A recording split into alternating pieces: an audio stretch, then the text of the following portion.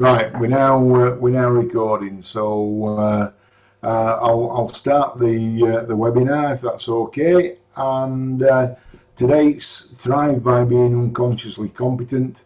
We're also then going to do a recap on the whole program. It's John Mellor who's joining me today, who's one of our senior consultants on world-class performance and lean implementation. And if I can just introduce John, so this is the last in the series of our webinar programs. I just want to remind everybody. I think everybody on I'm preaching to the converted that we do need to collect the £60 contributions. And if I could make sure that everybody's filled in their Skills Bank portal registrations. We're also going to be, after today, contacting everybody, just get feedback on the program, and we'll also try and collect any topics that you'd like any more information on. And if we can, if possible, if you feed them into us today on chat, I'd appreciate it. Usual etiquette, I would like it if people could keep their microphones on mute. And then it saves any background noise coming through. Usual etiquette again, if you do want to come in, we're trying to get it interactive. So if you could raise your hand from the participants tab, and we'll bring you in as appropriate, either John or myself, depending on who's not presenting at the time, will be monitoring for raised hands. We're also going to use question and answer and chat and polls. So we'll be asking you to put various responses in chat, and we've got one or two polls lined up through the program this morning as well. So it's fairly straightforward. If you've not done it before, I think we all know how to use the chat, and at some stage we'll be putting polls up on the screen for you to click a simple response, and we'll feed these back to people. So without further ado, what we're going to talk about today is, first part is how to thrive and become unconsciously competent. We're looking at some world-class techniques, which John will take us through. And then I'm going to finish the morning off, or the afternoon off, with program overview, going through the three phases of what we've actually done. There'll be any questions at the end, and then hopefully some feedback from participants. So as we started off at the beginning, we've got our awareness and control grid. We start up in the bottom left hand corner where we got low control and low awareness of what was happening. First thing we needed to do was move into high awareness as we got through the survival mode. Then we could get more in control through revival. Hopefully most people are on with that now. Then the final stage is to move back into kind of doing things unconsciously when we're thriving again. And that's what John's going to take us through in the first part of this presentation today. So we'll have gone through the complete cycle: survive, revive, then thrive. So this is what we're going to talk about: unconscious competence and how to thrive again. We're not saying we're going to be doing it this time next week, but they're all things we want to be aiming for going forward. So what I'll do, I'll hand over to you, John, and let you take us through. Okay. Have I got control, Mike? Yeah. I will. There you go. You've got control. Right. Thank you. Hi, everybody. Yeah.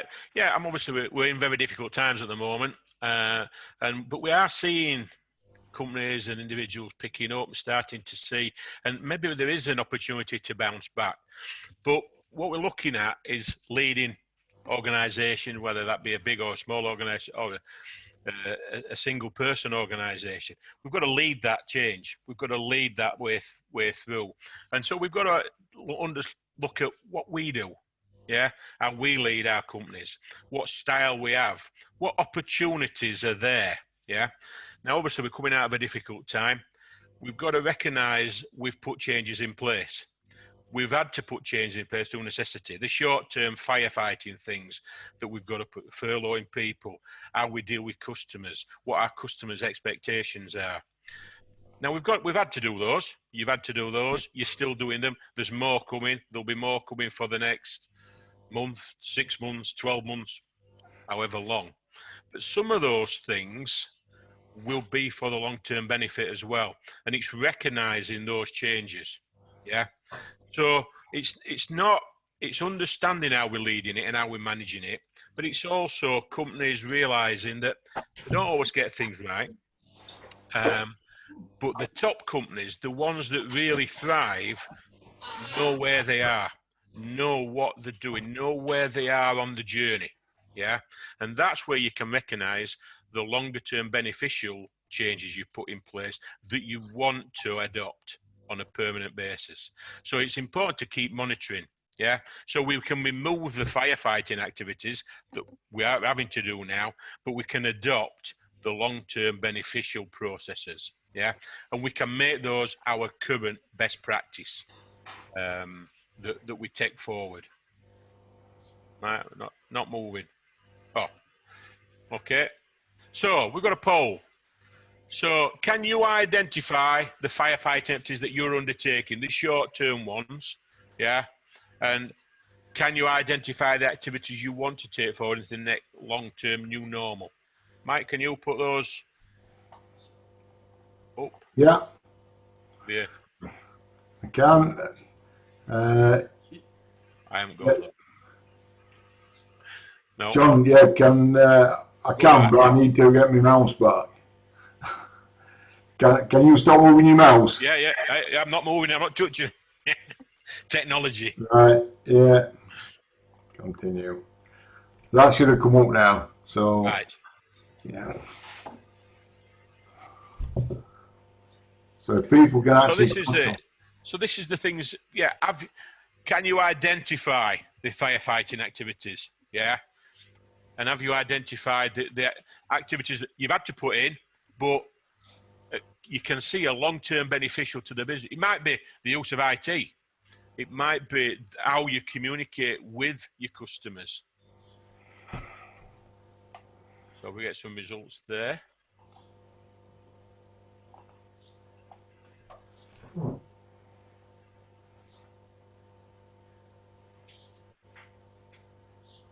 Yeah. Yeah. So we've got that now, John. Looking at that. So we've got people. Yeah. So we can identify. Have we got anybody who's got examples of the firefighting activities that they want to take forward that they can see as beneficial? You want to put your hand up, or anybody want to comment at that stage?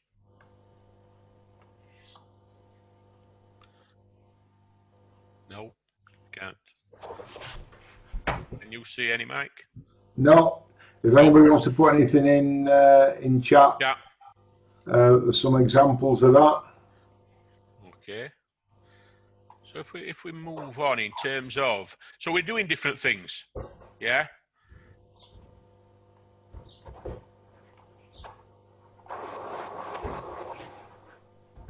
Not move. Can you click it forward, Mike?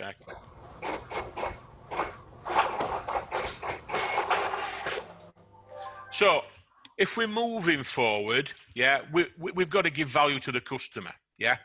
Have our customer expectations changed? Yeah. Is the new normal beneficial to the business? Can we exploit it? Can we build on it? Yeah. Our customers' demands have changed. Yes, they still want the service, but do they want it in a different way, a different format, a different time? So that could be communication with the customers, i.e., customers now are more readily communicating with us. Yeah. Internal communication. If we've got people working at home, yeah. Cash flow. There says cash flow improvements. Have we changed things in terms of cash flow? I've got 1 or 2 clients who have talked to suppliers, talked to customers to help with cash flow improvements, i.e. payment terms, because of the present situation. Supplier performance, where suppliers are now supplying to suit clients on a much better we're going for in a much better format in terms of more regular deliveries, because of the cash flow implementations.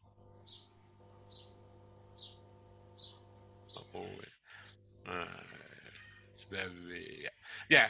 So we've also got to consider, have our customer expectations changed for the future because of how we've performed in the pandemic?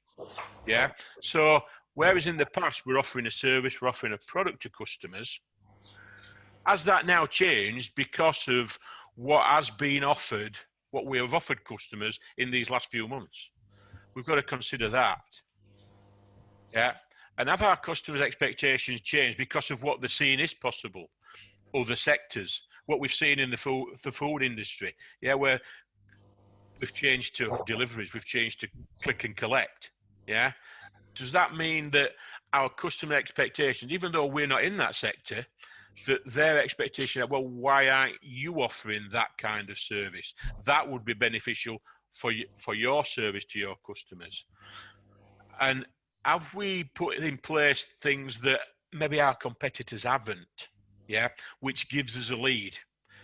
We've seen that where we've got one particular client who's quite actually gained several new customers because they are seen to be adhering to the guidelines. It's obvious. I'm not saying the competitors are not, but they've made it obvious. They've communicated what they're doing, and that's given them a lead because people want to work with them, want to purchase from them because of what they've shown and how they operate. So that's given them an advantage. So can we use that? Is there an opportunity to let our customers know that we are doing that? Yeah. So have we got examples? Don't just raise his hand there. Do you want to go on, Dom? Yeah, I just want to jump in. Just I agree with what you're saying there, John, because it's interesting. When I was just on a call with Mike at Zoom about an hour ago, just before this one, where all the different providers are also working on the scheme. WYCC are all going on that and kind of sharing best practice, and we're all kind of chatting around not just what we're doing to change, but also what they're doing and what their customers are finding as well. So in a way, it's good to go on those events while I don't have too much input, because you can almost see two things. One, whether what we're doing is right in comparison to the market, but two, if we're doing something wrong, what our competitors are doing to essentially steal our ideas and implement it within our business as well for our customers. So and they're finding exactly the same, where they're changing their offering, and when you go back to the new normal, their new offering is now their normal offering. So it's not, unless the marketplace completely changes, you're not going to be able to go back to what you used to do, because they just won't be right for the current situation that we're in. Yeah, I mean, a couple of examples of that in terms of I was at the accountants the other day, and they've gone on to working in two teams every other day at home, having meetings after 5, and they're saying in the future we're probably going to adopt it because it's beneficial to our clients now, it's beneficial to us now, and going forward our clients' expectations will be, well, that suited us better. Are you still going to offer that?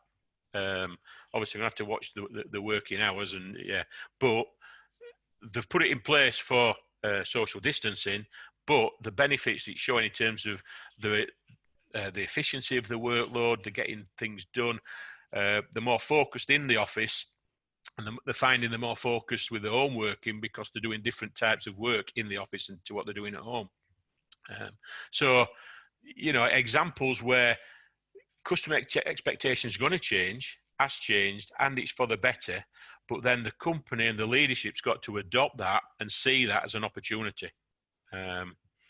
So just an example there, examples of changes in customer expectations, if you want to stick those onto chat, what you've come across. And also, there's another one, Mike. What have you had to change because of these changes in customer expectations? Yeah. Can we identify, you might not have changed them yet, but can you identify the things you're going to change going forward? Yeah. Because ultimately, to excel, to thrive, we've got to be giving the customer what they want, what their expectation is, and in some respects, exceeding that. So if we look, the marketplace, your marketplace, are your customers still there? Are they all still there? Have some disappeared? Yeah. Have some gone elsewhere? Have some, unfortunately, stopped trading? We're all going to see that, and that's going to have changed. Yeah. Will there be a delay in them coming back? Is it going to be a bounce back, or is it going to be instantaneous? Is there going to be a sales profile going forward? Is it going to be a slow build? Yeah, in many sectors it may be a slow build, but in other sectors it could be an initial high peak and then a drop off. We've got to manage that as leaders. We've got to manage and see what that profile and put in that profile into our plan going forward. Yeah. Yes, we've got many people saying, we can see it bouncing back, but is that a short-term bounce back and then a struggle? Is it a slow build? So as managers, as leaders, we've got to be looking at that and saying, well, what is our profile going forward? Yeah. As the marketplace, as the customers changed, yeah, we've been through that, but as their expectations change in terms of what we're offering, yeah, and is the potential new customers because of our new offerings? If we've changed, can we be promoting that? Can we be offering that as a key selling point, yeah, to bring in new customers from our new offerings? Can we gain new customers from competitors who are maybe a bit slower, might be struggling? Yeah. Can we develop new customers because of how we're operating with the new normal? Yeah. Is it the new normal, or is it just how we are? Yeah. Are we going to be for the next month, 6 months, 12 months, 2 years? Yeah. Can we stimulate the marketplace, yeah, to thrive? Yeah, because of what we've put in place for the last 3-4 months, what we're putting in place now, what we're doing for the next 3-4 months, 6 months. Can we stimulate the marketplace to help us thrive? Yeah, and that's something we've got to consider. Okay. Other thing we've got to think about is, what are our products and services we're actually offering? Is it the same? Yeah. Have the changes we might have done, are they just short term? Are they short term because of lockdown, because of the pandemic? Yeah. Because of how we're doing business? Or are they changes for the better for the future? Yeah. We've got to be monitoring those and seeing, are they beneficial? Yeah. Are they beneficial to us as a business, to our customers? Are our customers going to want those? Okay. So do we need to change, yeah, our products and services? We might think not, yeah. But whatever changes we put in the long term, do they meet customer needs, existing and future customer needs and customer expectations? Yeah. So it's making those decisions now, yeah, as best we can, yeah, and then monitoring. The key to leadership in thriving organisation is monitoring where we are. So we're constantly agile, we're constantly flexible. Okay. So then we look at our processes. Yes, we've got the short-term necessity. Yeah, the things we've had to do, the social distancing, the working hours, the furloughed people. Yeah, the changes to customers, the changes to communications. Yeah. Some of those will give us long-term opportunity. Yeah, hopefully they will, but they definitely will do. Yeah, if we can see them and we can exploit them. Yeah, but then can we standardize those processes to improve? What do we need to have in place to sustain those improvements that we've implemented? Yeah, basically we're looking at, in terms of thriving, we're looking at striving for excellence. Yeah, so it's world-class performance. And people say, world-class performance, that's not for me, that's for big organizations. Well, unfortunately, world-class performance is there for everybody. There are many organisations striving for world-class performance, even one-man bands, even one-person operations, yeah? Because customer expectation dictates that world-class performance is there, yeah? We're striving for excellence, and to get that, the operational excellence throughout the organisation. This came about, you know, in terms of world-class performance, was very much a manufacturing thing in the 80s. But the 80s is a long time ago. What's happened, it's gone into other sectors. We see it in the service industries. We see it in terms of, from the financial crash in 2008, yeah, the big changes to the financial organisation, some big, some small, were, we've got to get world-class performance here. We're on a global market. We're in a global market. We've got to operate at that kind of level. But what it's done is filtered through the supply chains in manufacturing sectors, service sectors, down to people's and customer expectations are for world-class performance. Now, whether you're there or not, yeah, there's not many people at world-class performance, but there's plenty of organisations that have started on the journey. And if you don't start on the journey, yeah, you're not on the bus. Yeah. There's not many world-class performances, but there are plenty striving towards it. So, how do we start to think about it? Well, we've got to create a culture where we're continuously implementing improvements. Yeah. Long-term, sustained, standardized improvements. We're currently all in a state of flux. We're putting in the firefighting things. But when we see improvements that are working to deliver customer satisfaction, that our customers are starting to demand from us, we've got to implement and sustain those improvements. That's about striving towards excellence. Yeah. There are various models out there. We could look towards models such as the Shingo model. It's very much derived from the Toyota's type of thing.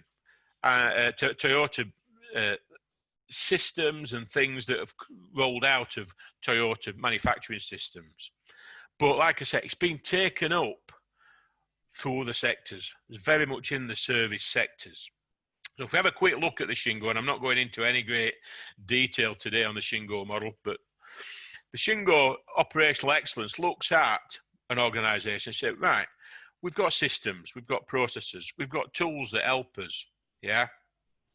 We want to achieve results, and we have the guiding principles of an organisation. But they all revolve around the culture of the organisation, the general behaviour of the organisation. And that's where excellence comes from. It comes from within. So if we start looking at the model, yeah, in terms of operational excellence, align everybody within the organisation. Everybody's clear what the organisation's about. Yeah, everybody gives the best of themselves in the work environment. Everybody wants to give the best of themselves. Yeah, we're linking the culture to the operational excellence. So the culture supports what we're trying to do. We deliver the results that matter to the organisation, that matter to their customers. Not have a long list of results and KPI, the results that matter, that make a difference, the profitability, yeah, the customer satisfaction, yeah. We see the reality of where we are and where we want to be, whether that be good or bad. So long as we've got the reality and we know where we're starting from, we know how we're performing now, then we can move forward.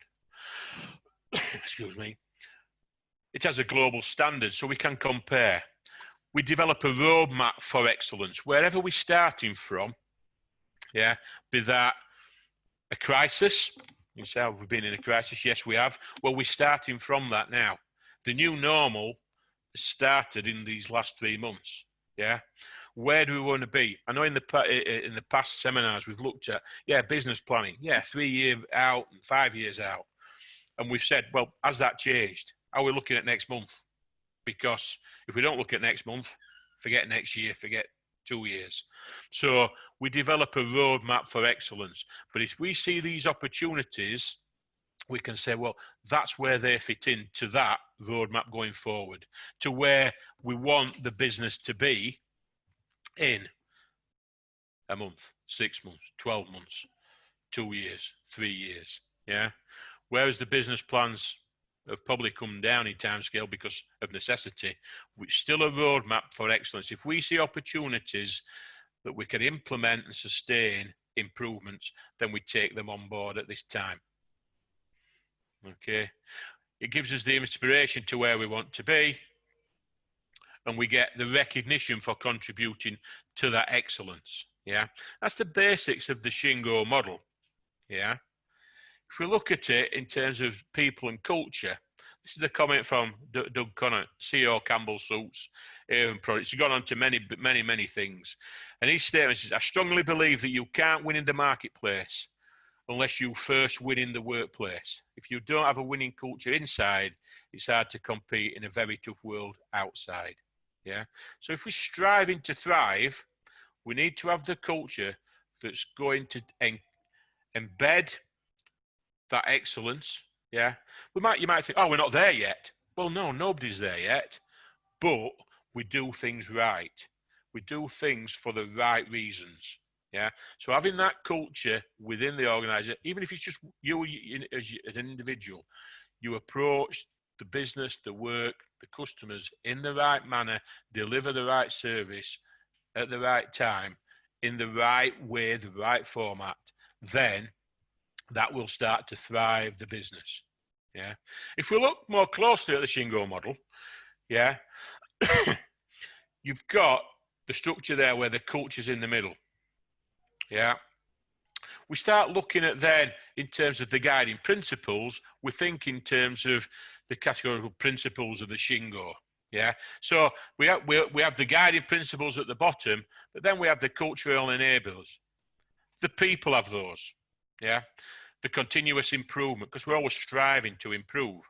That is the process, whether that be a service we're offering, a product we're offering, a manufacturer, or advice or consultancy.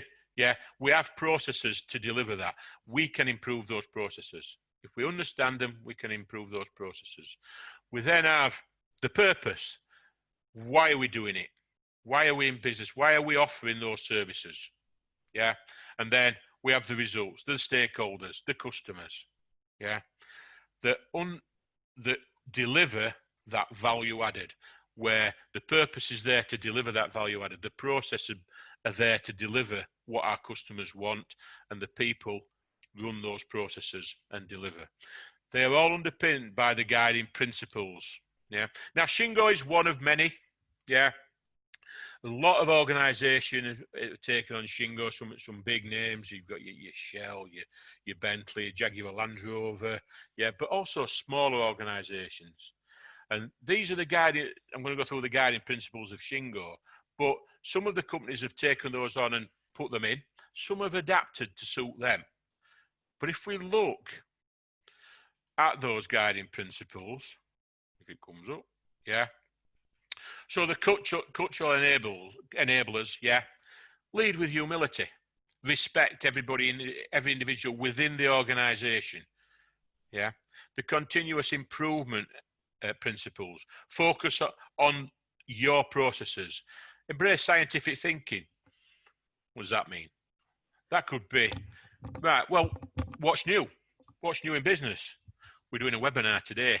As you can see from my IT skills, yeah, I'm encompassing scientific thinking because it's not, yeah, one of my comfort zones. But can we use things, can we use technology to improve our business, to improve our processes? Yeah. Assure quality at source, doing things right first time. Yeah. Mike the other week talked about waste. Yeah. If we're not doing things right first time, that creates a lot of waste. We're having to rework things, redo things, maybe apologize to customers, maybe contact customers to say we need to do things, it might delay things. Yeah. If we get things right at source, right first time, then that's the efficient way of doing things. Yeah. So if we're looking at our processes, we're looking at continuously improving those. Yeah. Enterprise alignment, we create consistency of purpose. Everybody's working towards the same alignment of the business, yeah?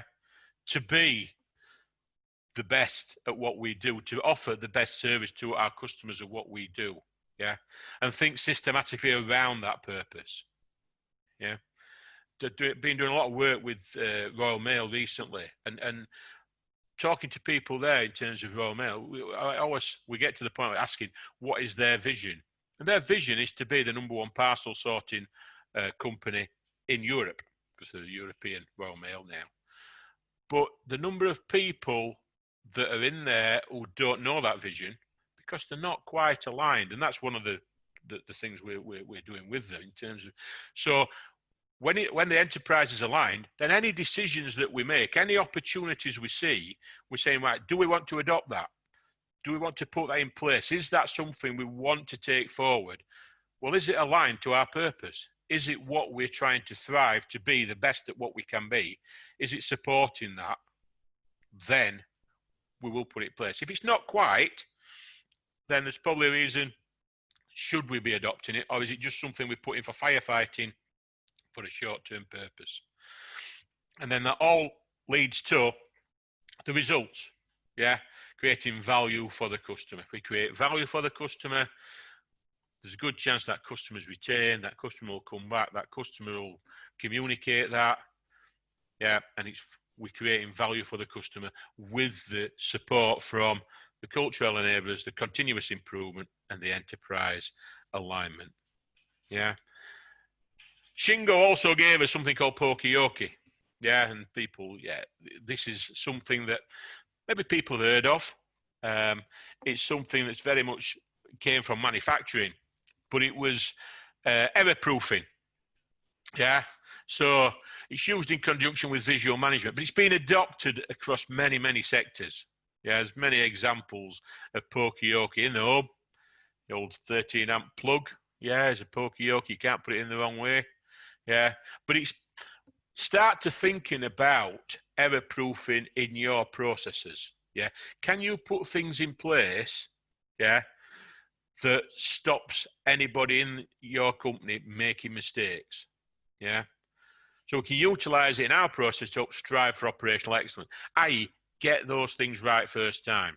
And then, yeah, so Poka-yoke, yeah, it was very much a manufacturing base, but it's starting to be utilized in all sectors, service industry as well, in terms of if we've got a problem, yeah, yes, we deal with it, we firefight it, but then we go back and put in the error proofing. What can we do to stop that problem reoccurring, yeah, so that it's never a problem again, yeah. And that's basically what Poka-yoke means, yeah, mistake proofing.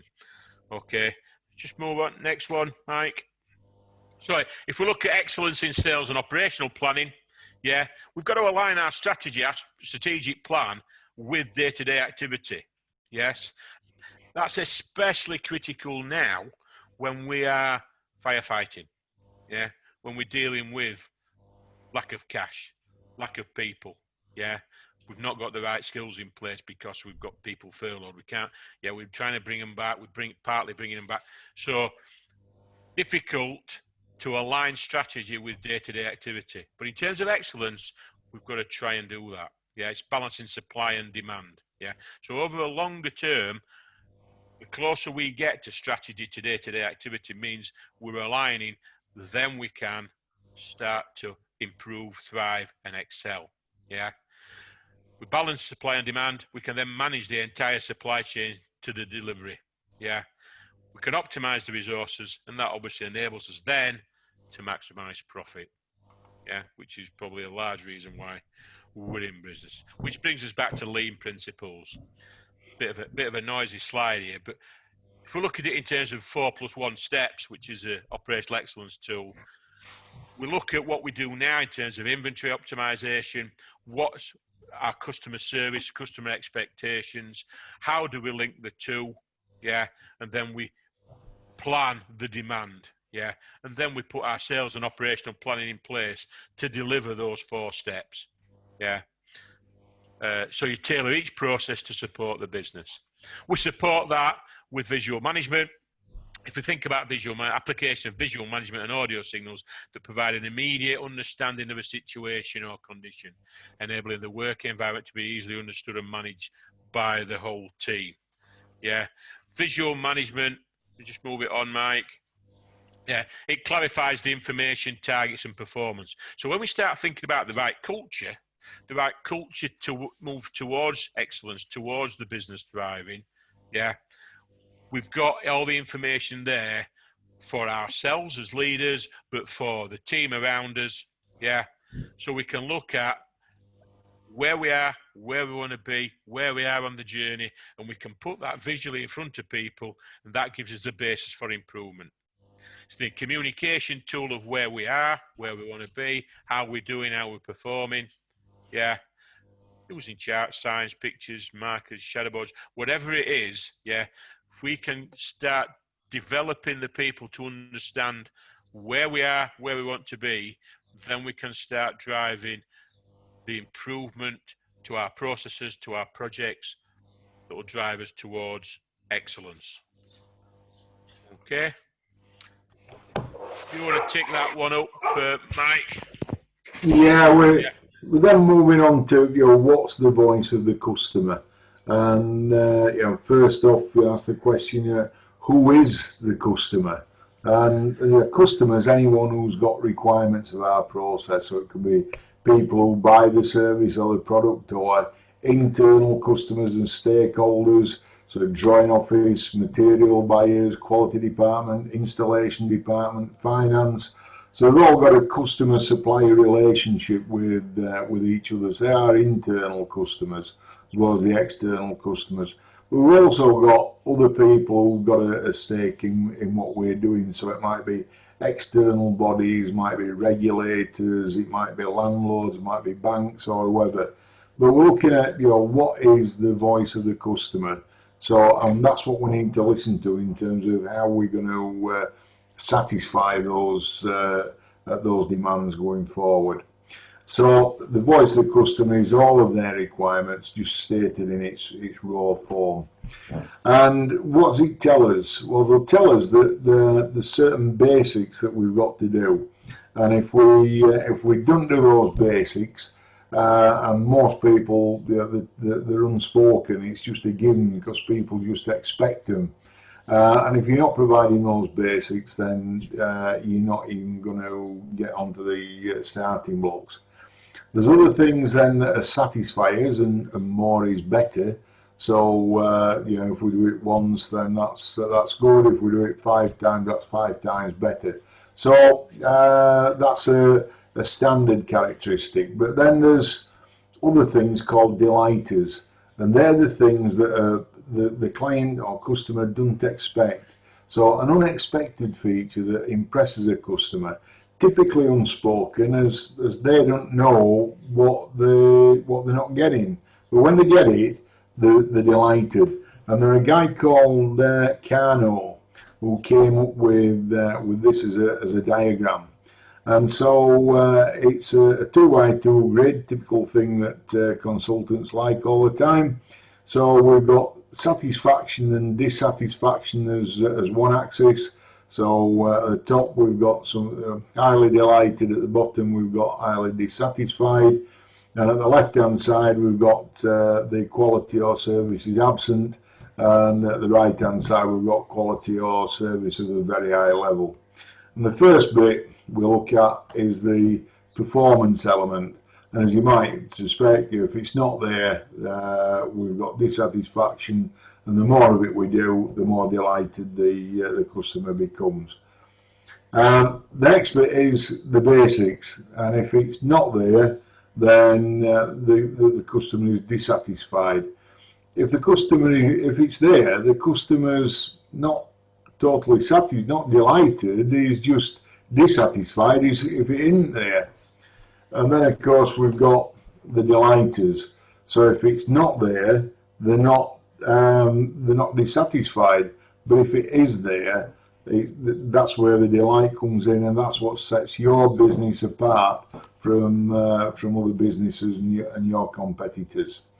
There's one other quality in there called indifference, There are some things, some features that you might add, or some services that you might add that the customer might not even be bothered about. And yeah, it don't matter to them whether they get it or not, but it might cost you money to do it. So therefore, you need to identify what are the areas of indifference, so you're not wasting your time in putting things in, including items that are not going to get you any different result. So what I do at that point is just refer people back to our kind of lean goal number one of quality and customer focus. So we need to know what our customers' demands are, so that the better that we can satisfy them, the higher quality we're giving. So that is the first part of the presentation this afternoon, the workshop, based on how to thrive going forward. I think it's a good place to finish. Looking at thriving, looking at customer focus, because that's what a lot of this has been about. How do we identify what our customers want, and how do we actually provide that? So, has anybody got any questions on what we've gone through there in terms of thriving? I know we had a bit of a technical itch in the middle, but that was none of our making. But if it disrupted it, if anyone's got any questions on Shingo or anything on poker yoke or any of the world-class techniques, then either put them in chat or put your hand up, and John will be more than pleased to answer anything. But so if nobody's got any particular burning questions on, Ryan, do you want to come in? Only slightly to play the devil's advocate, really, but it's worthwhile thinking about. Any change in any business, in any culture, will make an improvement short term. So working out what's actually working and working out what's just an impact of the shock change is going to be the first challenge. Yeah. Brian. Yeah, I'd agree with that. I mean, it's the old Hawthorne effect, isn't it? That just by changing something. I wasn't going to quote Hawthorne, but yeah. It just shows how old I am. Yeah. Coming back to Hawthorne studies, it's a study that they kept changing things in a factory, and it kept improving the productivity.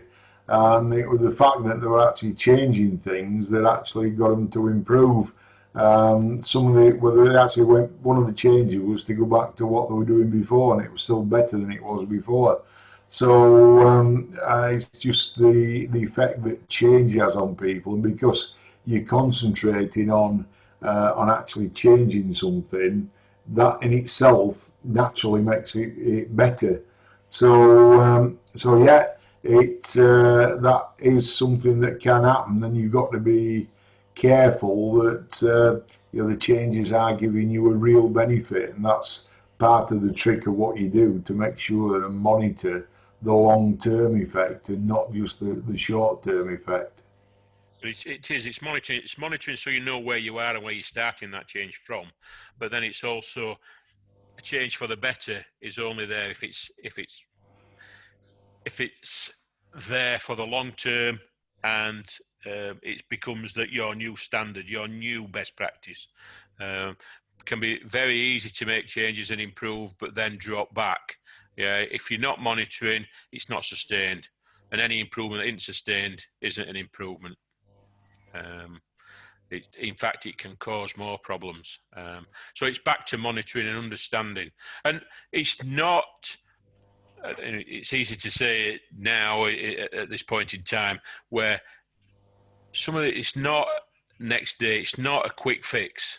Yeah, some of the things people are having to do now, and we're having to do now, are quick fixes and quick changes.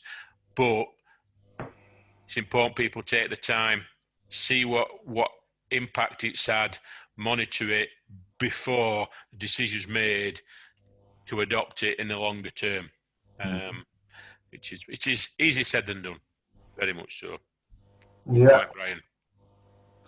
But what I'll do at that point, if there's no other points on the thriving aspect, I'll just go back to recap on the process that we've gone through. So as in the whole program, we started off with the concept that cash was king, and we're looking at how we got some quick wins to generate cash, getting the cash in through government grants, benefits, how to manage your debtors, overdraft loans, etc., and stop unnecessary payments and outgoings at this point. So negotiate, defer payments, tax, rent, loan repayments. So that were all the first thing that we started off doing to establish a war chest that were going to see us through the current crisis. Other things that we could do, furlough employees, non-essential staff where we got no work, but they could actually do some training. They're able to claim 80% of the wages, but bear in mind they weren't allowed to do anything at that point apart from the training. You could look at topping that up, but we're suggesting considering other people who were actually working at the same time for the same pay, and your furloughed staff weren't having travelling expenses, etc. We needed to treat people equally, and what we're doing at that point, we're actually going to build or destroy loyalty. But by the same token, you'd find out who was actually being loyal to you at that point. We looked at communication, so identify who our stakeholders were. So we're looking at employees, customers, suppliers, landlord, bank, any other people we could talk to who got a stake in our business. And hopefully we were going to come out with a positive message. What we needed to do was build good personal relationships, build that empathy, and look after our top repeat profitable customers. We did need to confirm that they were going to be around long term, they were going to survive, they were viable, because they were the businesses, they were the customers that were key to our survival going forward. We need to retain them. Also opportunity at that point to pick up new customers where possible. But a cautionary note there about beware of their long-term stability issues, and just asking questions as to why they might be changing supplier at that point in time. Was it because they got bad debts elsewhere, or couldn't pay somebody else, so they're moving on and needed a new supplier for that reason? So I'm not saying you should always look a gift horse in the mouth, but just beware of people who are coming in.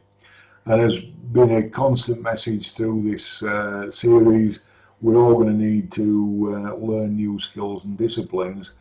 And hopefully, as we've been saying, we'll be carrying them on after the crisis, because that'll become the new norm going forward. So that was our basic message for survival. And then we moved on to reviving.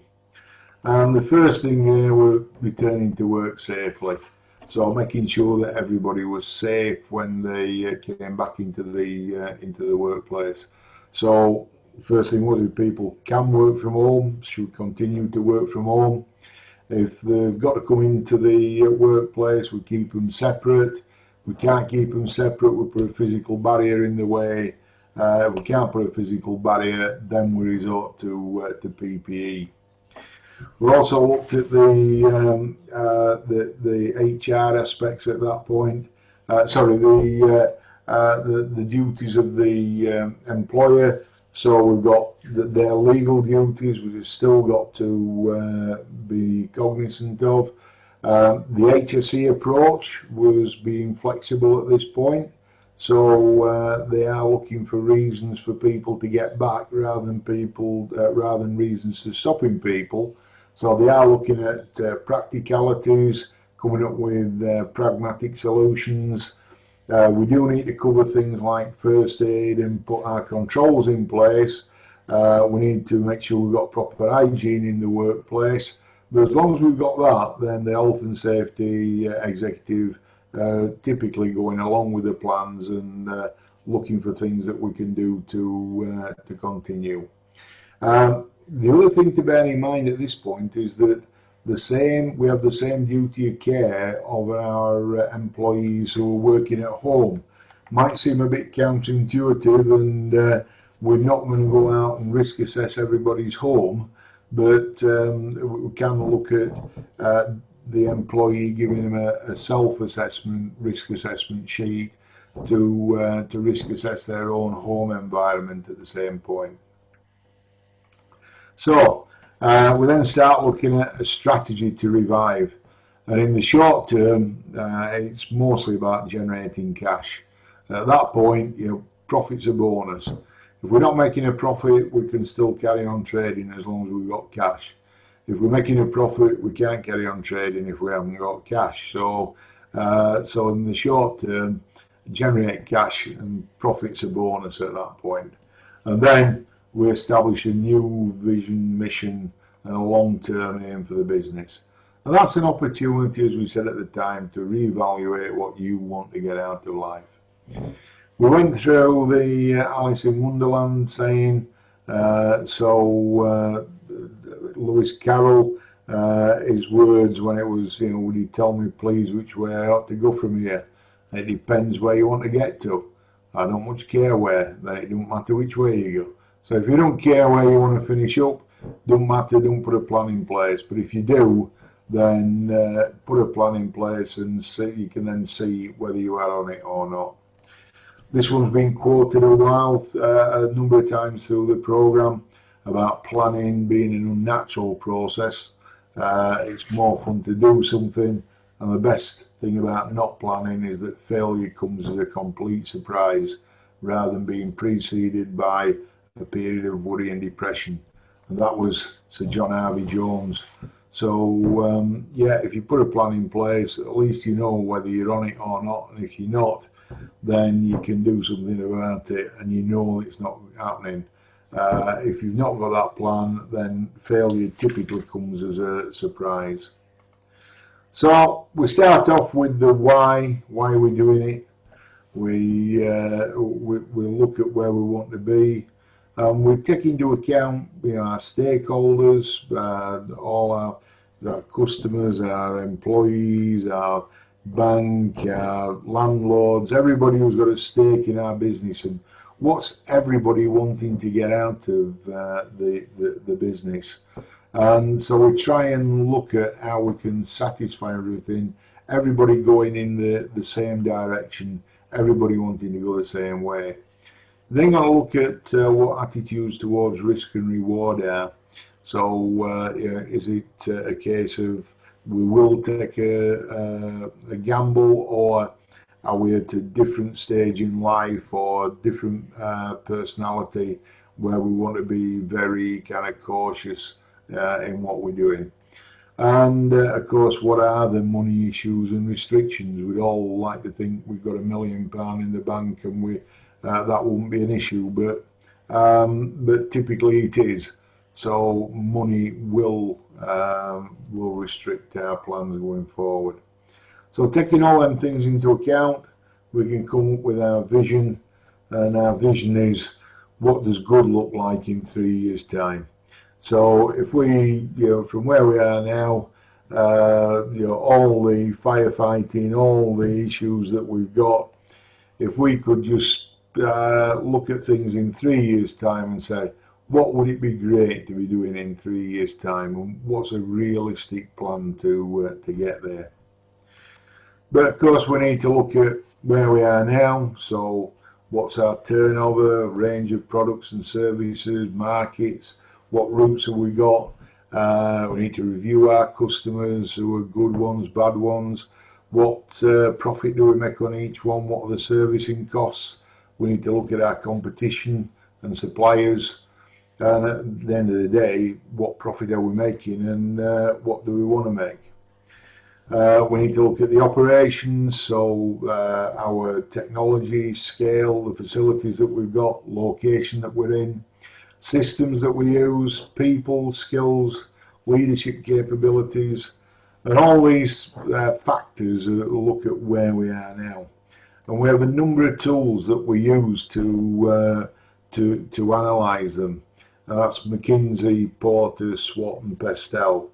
We went through those on each one of the relevant webinars, so I'm not going to go through them now, but they're the tools that we need to use going forward. And we can establish then how we're going to do it. What's the top level emphasis? What are the main things that we need to do? Identify our favoured options. What's our agreed goals and key actions? And then from there, we can pull together a one-page strategy. This is one that I like to look at. Can I just do a bit of a poll at that stage? I know there's not many of us on now, but can we just look at who's got a written down structured strategy? Yes or no?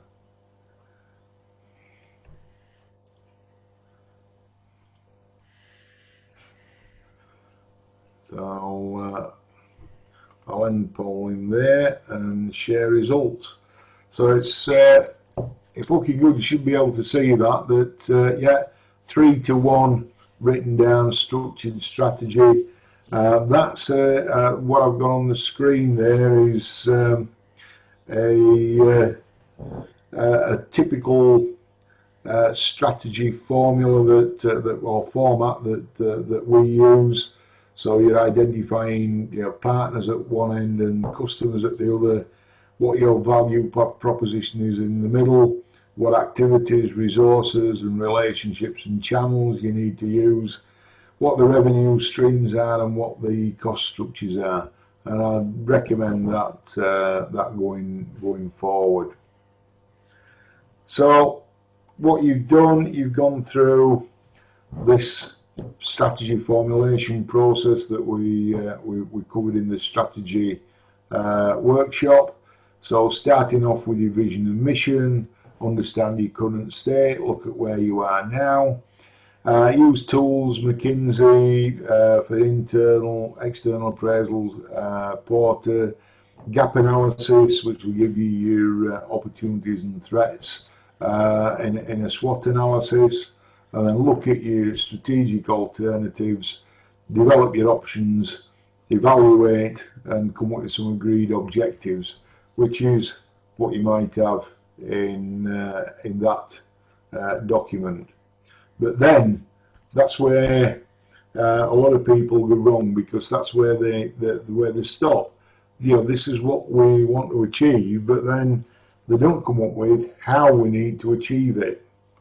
So what do we have to do differently to get there? What needs doing? Who's responsible? What resources and skills are needed? Timescales? How do we monitor it? How do we measure how well we're doing? And what remedial action needs to be taken? So we need a simple visual tool. We need something to get everyone on the bus, and we'll look at how we get there.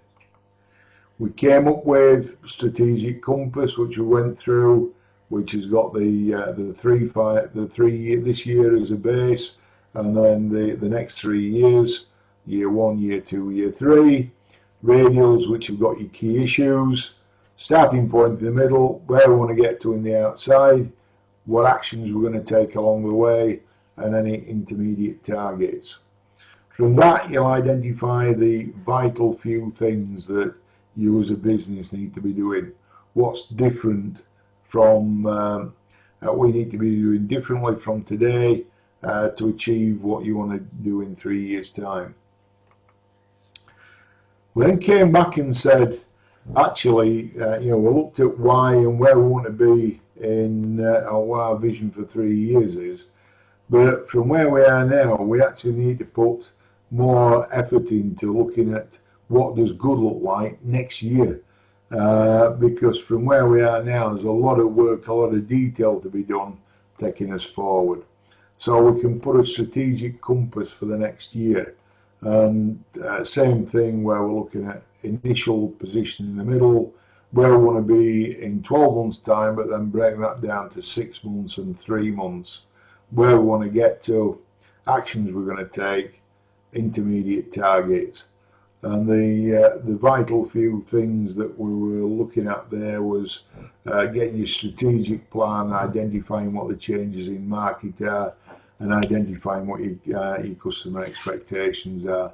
So again, we're coming back to identifying customer expectations and the fact that these might have changed from pre-pandemic to post-pandemic times. So once we've got our objectives for the next 12 months and our plan in place, it gives us an opportunity to reset the business. Listen to that voice of the customer, identify what our value proposition is, what can we give him that's going to set us apart from everybody else. We can then process map and capture the knowledge in our business of how we can satisfy that value proposition. We want to look at lean operations, standardizing the work, documenting it and balancing the lines so that we've not got any bottlenecks. We then look at being agile, flexible and pull work through the system.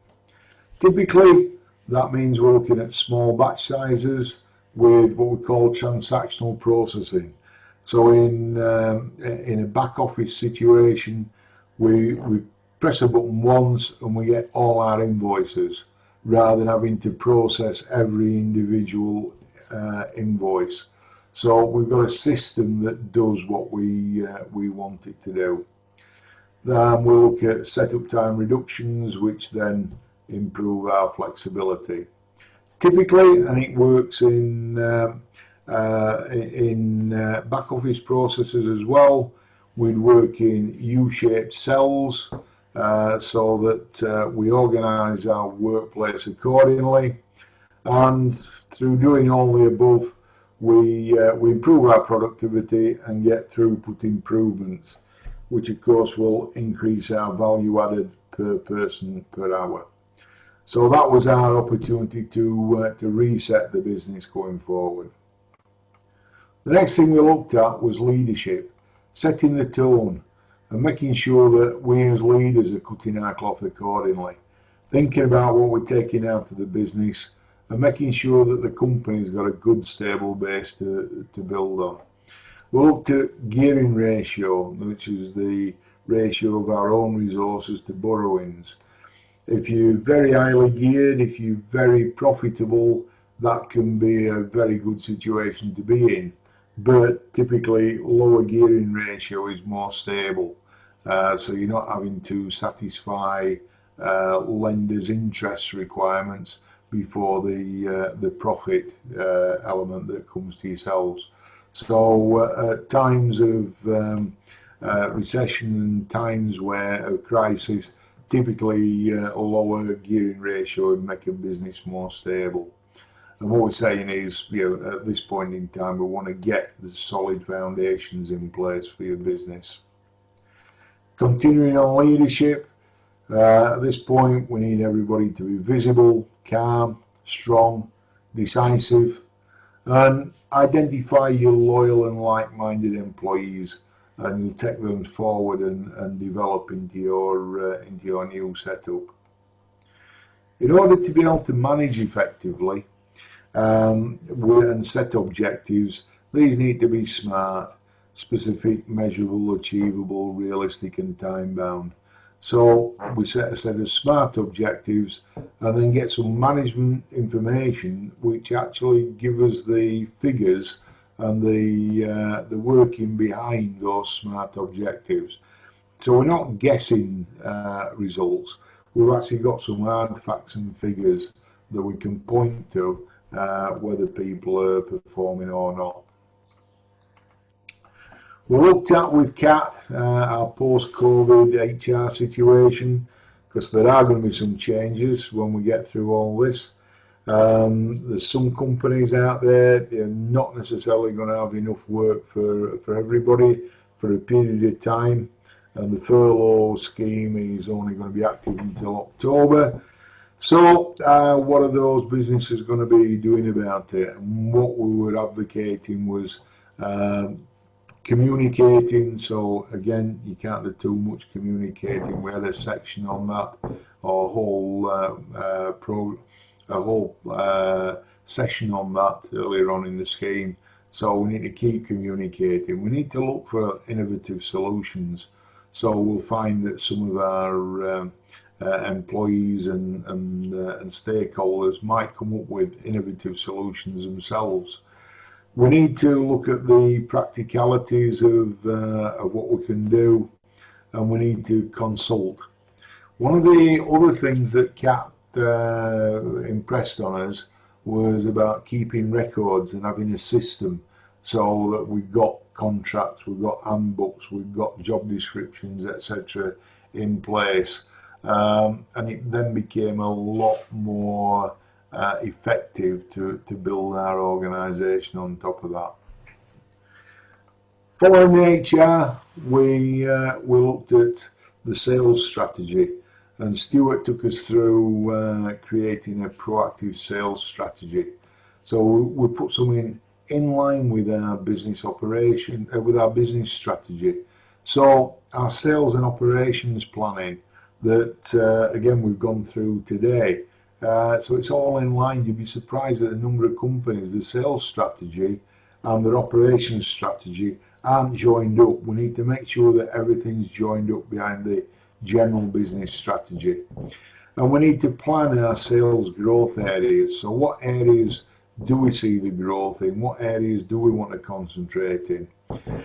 We need to profile our target markets and accounts.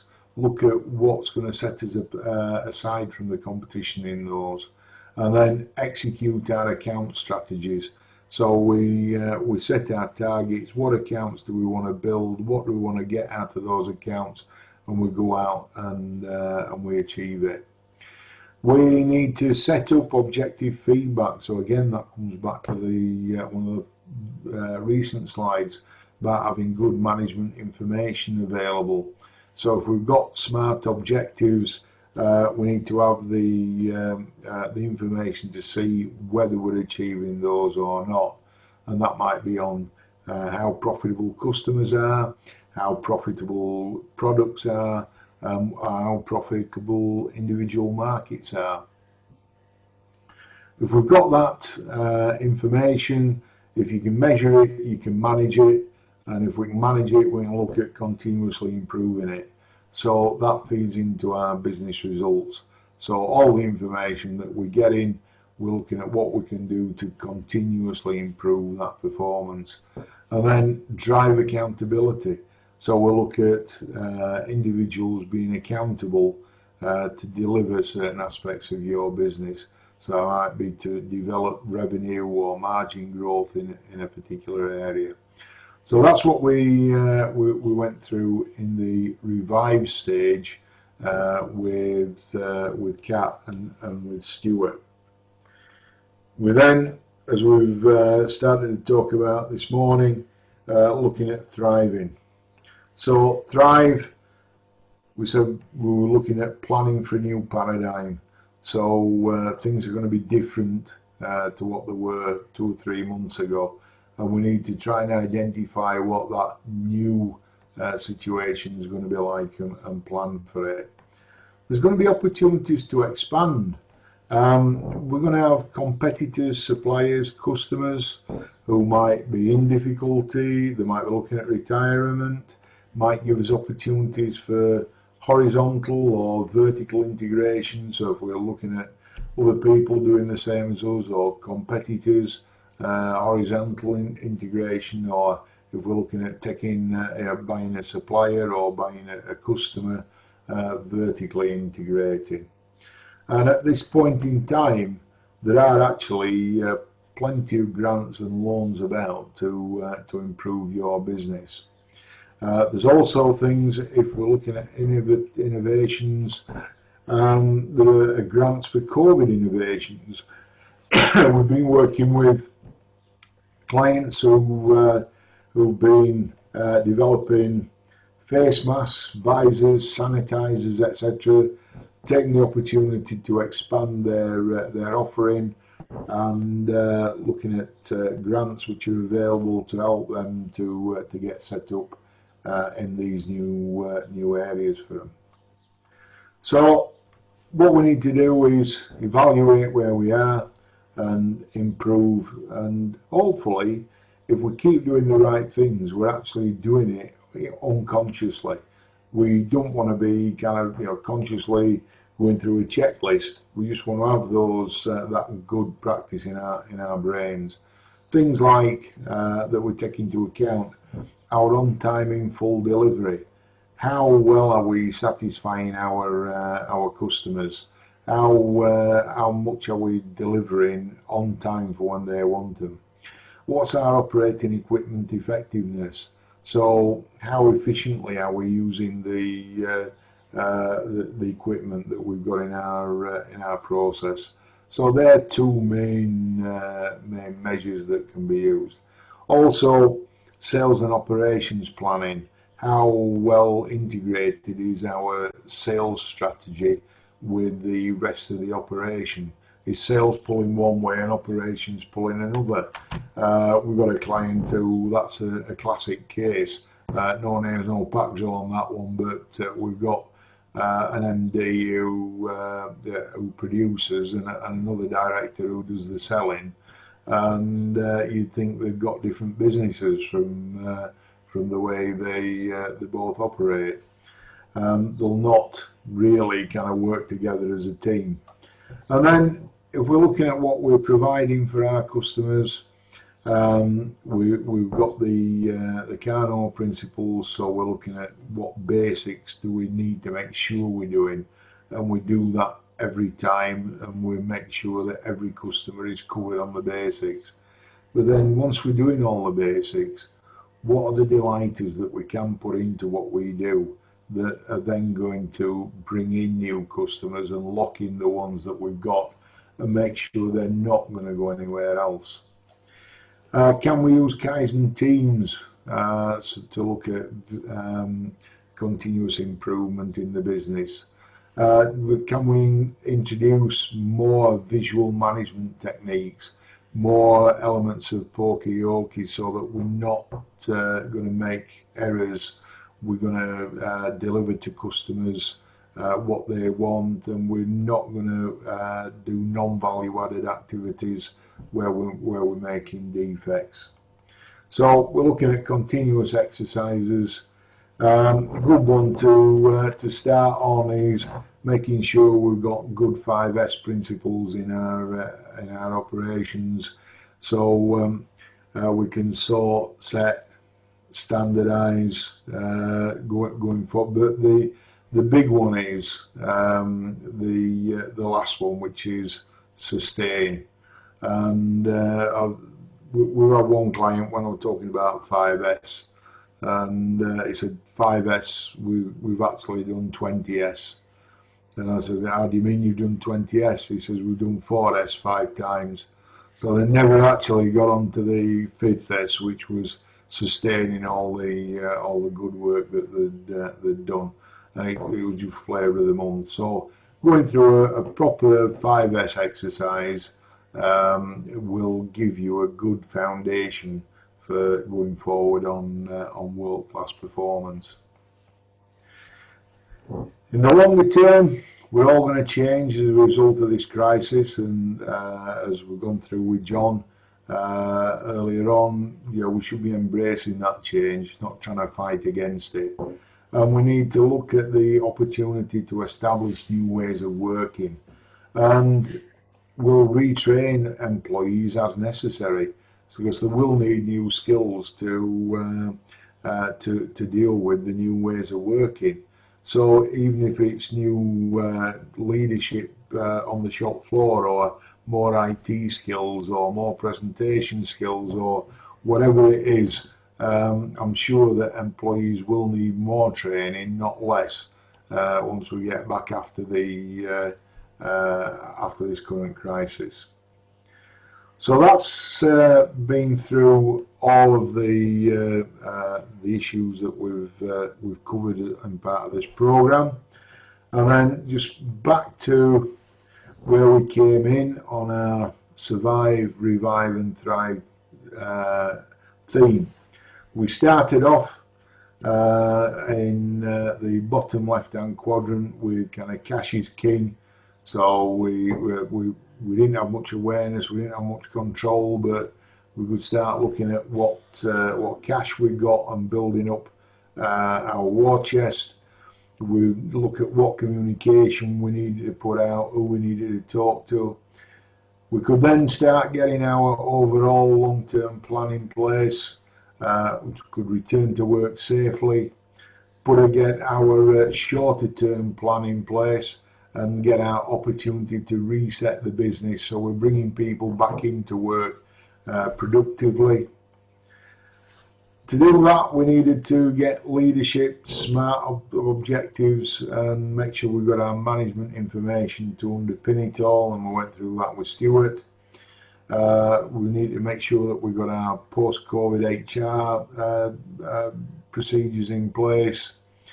We need to look at new sales techniques, and then finally, when all that's in place, we can start looking at the really good stuff, the cosmetic surgery on top of once we've got through the emergency ward, then look at evaluating and what we're doing going forward unconsciously.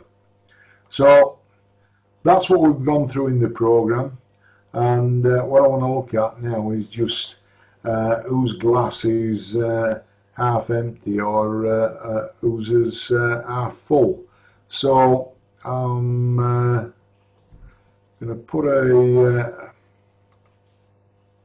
Mike, just before you start, I think Brian's had his hand up for a while. I don't know whether it's a previous question or whether it's a new one that you might not have seen.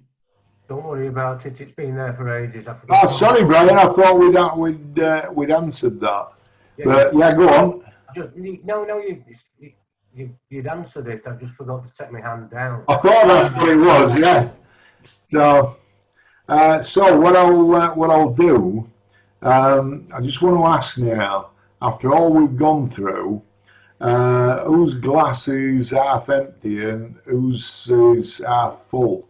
So can I just ask you to click on your attitude as to whether it's half full or half empty? So I'm quite pleased with that. I think I'll share that, because everybody we've got there is glass half full. So we're all looking at it as we've got opportunities or threats. More people seem to be looking at it as there's going to be opportunities rather than threats. And that when we get a new normal after this crisis, it's an opportunity to change your business model. It's a good time to invest. I'll draw the analogy now with shares, because at one stage the stock market dropped down to about 5,500. It's now back over 6,200. So that's gone up by was it 15% in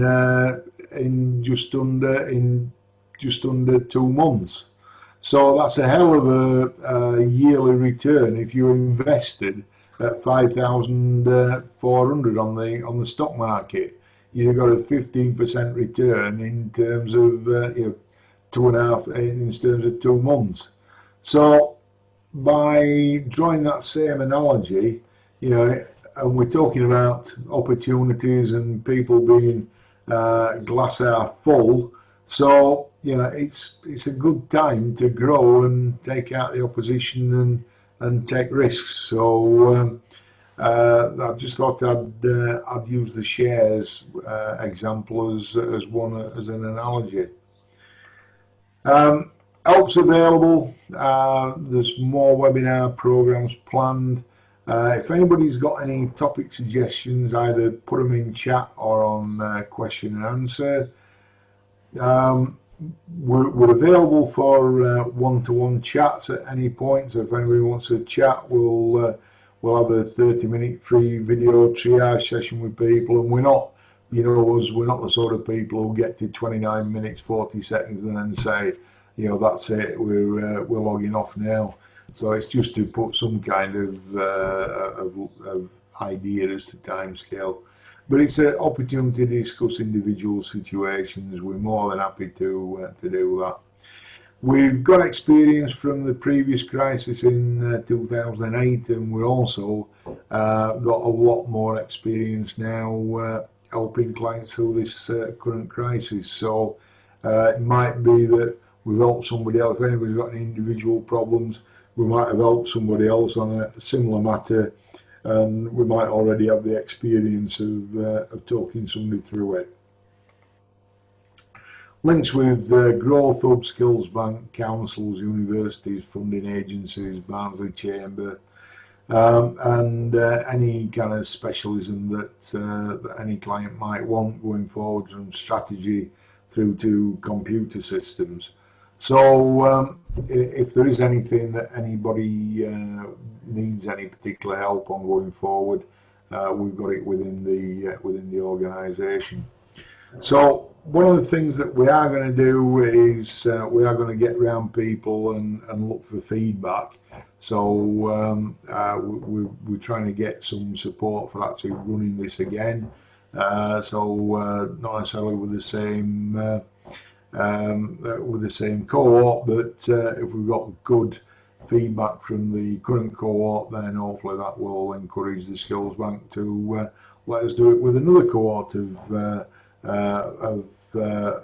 participants. So we will be talking to people about feedback at some point over the next week or so, and if there's any additional things that you think we could add, or anything that we could have done better, be more than happy to hear feedback on that, good or bad. Yeah, we're quite happy to take positive criticism and how we could have done things better.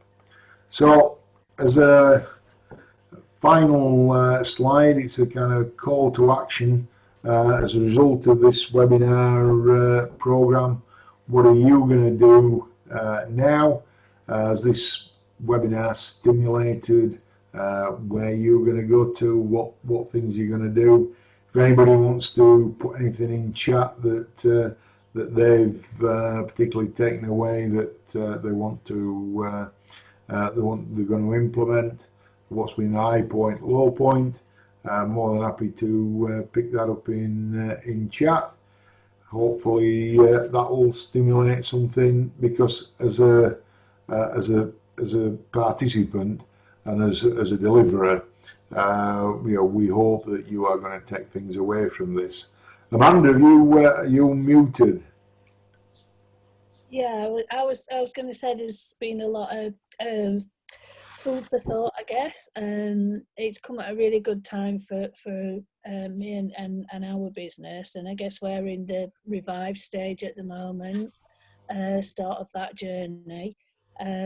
Yeah, we are doing things differently. I mean, customer service, customer satisfaction and excellence has always been at the heart of the business.